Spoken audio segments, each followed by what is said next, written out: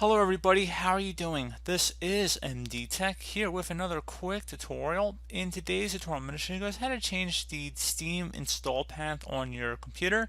So it should be a pretty straightforward process, and without further ado, let's go ahead and jump right into it. So we're going to start by selecting the Steam tab up at the top left, and then select Settings.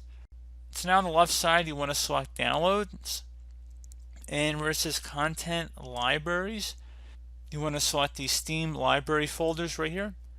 And now you see that there's a folder listed here where the default location is.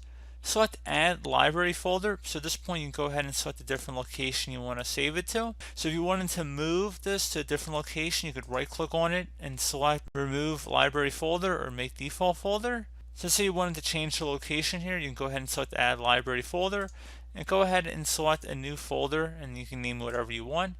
And go ahead and select the select option. Please note, if your drive already has a Steam library folder, you're going to have to go use an external drive and you'd be able to add it from there. And then you just would right click on it and then select make the default folder. And then once you have another default folder, you actually will be able to remove the current library folder. That's what the present default is, but that you want to remove.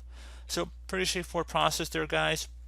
Do hope that I was able to help you out, and I do look forward to catching you all in the next tutorial.